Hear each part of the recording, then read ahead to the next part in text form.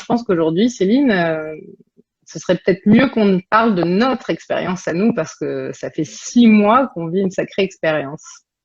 J'ai vu en fait les bénéfices d'une pratique hebdomadaire. Et c'est là que j'ai pu vraiment constater les changements en moi. Moi, les premiers bienfaits que j'ai remarqués, c'est surtout moi avec mon énergie. Ces dernières années, en fait, je suis quelqu'un où je suis pas hyper extravertie, je suis pas hyper dynamique. J'avais une impression d'une énergie stagnante et que j'avais beau faire plein de choses, tout type de thérapie, même de pratiques, on va dire, physiques ou sportives, qui remettaient pas ça en marche, en fait. Et j'ai vu, en fait, dans les premières semaines que c'était des blocages énergétiques que j'avais à l'intérieur de mon corps et autour de mon corps, en fait. On va peut-être plus, le terme générique que je vais appeler dans l'aura, en fait, peut-être pour visualiser un peu. Et ça, j'ai vu des grosses libérations énergétiques. Alors, c'était pas une super partie de plaisir, on va dire, dans le moment même. Mais par contre, après, les jours et les semaines qui ont suivi, je me suis sentie délestée d'un poids que je sais pas à quoi c'est dû, je sais pas d'où ça venait, mais je me suis sentie avec une nouvelle énergie entrée en moi, me permettant de passer à l'action plus facilement sur des choses. Et puis là, après, au fur et à mesure des semaines et des mois, ça a été cette continuité de cette remise en circulation de l'énergie à travers moi. Et puis clarté mentale, moins de questionnements, moins de peur, moins de doutes. Et je vais dire aussi un truc auquel ça fait pas longtemps que j'ai remis le doigt dessus, mais j'ai souvent eu aussi des problèmes au niveau des sinus et toute la sphère ORL en fait. Et j'avais mis le point dessus il y a 1 an, comme quoi j'étais sensible au gluten. Et donc ça faisait plus d'1 an que j'avais arrêté le gluten et donc j'avais commencé à voir les bénéfices. Et depuis que je respire au moins 1 fois par semaine, je vois un nettoyage qui se fait au niveau des sinus. Et dans ce travail de libération, c'est cette reconnexion, ce que moi j'appelle notre être profond, ou la connexion avec l'âme, selon les croyances de chacun. C'est comme si j'avais déblayé tout ce qu'il fallait, clarifier le chemin pour aller directement à cette partie de moi qui a envie, qui est en vie et qui a juste envie d'expérimenter en fait. Explique. Parce que moi, quand je t'ai rencontré, t'arrêtais pas de me dire, ouais, dans ma vie, là, j'ai pas envie.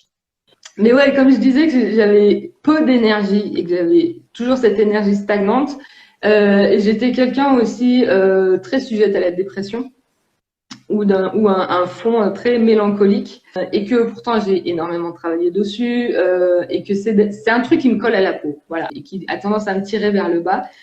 Et la grosse prise de conscience là pendant la formation, ça a été un moment où c'était au tout début et j'avais pas envie, j'avais rien envie de faire. Chaque fois qu'on me proposait un truc où il y avait une session, c'est non, j'ai pas envie.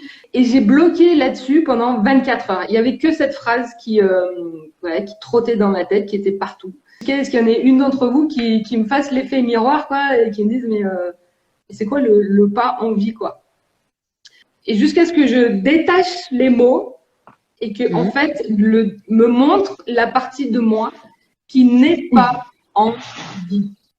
Et donc, qui me montre qu'il veut se manifester, en fait. Qui, malgré ce blocage, me disait, mais si, bouge-toi, remets-toi en vie pour qu'on expérimente, pour qu'on fasse des expériences et qu'on prenne juste plaisir à faire des expériences. Juste pour être qui on est derrière cette facette-là. Avec le breathwork aussi, c'est qu'on a beau savoir plein de choses, mais ça reste au niveau du mental. Et donc, moi, je stagnais là. Et en fait, cette pratique m'a permis de descendre dans le corps et d'intégrer tout ce que je savais, tant des connaissances hyper théoriques sur d'autres sujets qui m'intéressent, mais de la conscientisation que j'avais sur moi et ce que je pouvais traverser, mais qui ne descendait pas dans le corps.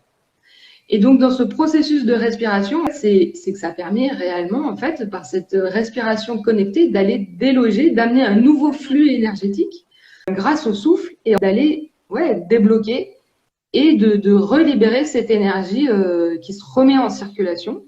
Et du coup, l'autre prise de conscience, l'air qui nous entoure, n'est pas que de l'air. Et que c'est aussi de l'énergie de vie à disposition. Et qu'il suffit, encore une fois, de regarder autrement, sous un autre angle de vue et de dire, et si, quand je prends conscience de ma respiration et que je respire de l'énergie de vie, que je conscientise que ça rentre à l'intérieur de moi, que toutes mes cellules sont touchées, il y a un truc qui s'opère.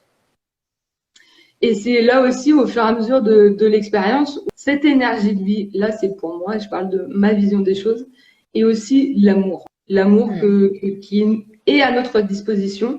Et ce vide que l'on croit vide autour de nous, en fait, n'est que de l'amour. Et c'est là aussi où ce processus de respiration et de conscientisation, c'est quand, en fait, le souffle nous permet de nous reconnecter à nous-mêmes, mais aux autres et à tout ce qui nous entoure. Puisque du coup, à partir du moment où moi j'ai la croyance que du coup, c'est cette énergie de vie, cet amour qui nous relie tous. Et quand je reprends conscience de ça, je me remets en lien avec moi, toutes les parts à l'intérieur de moi. Et je me remets en lien aussi avec les autres personnes qui m'entourent. Et après, l'environnement, les animaux, la nature, tout ce que vous voulez, voir le grand mystère de la vie qui circule à travers toutes choses, quoi. Et c'est là où moi, après, avec mes autres points de travail que je fais, qui concernent aussi tout le cycle menstruel, la contraception naturelle et puis les pratiques chamaniques, c'est là où tout prend forme et prend sens, en fait, dans moi, ce que j'expérimente.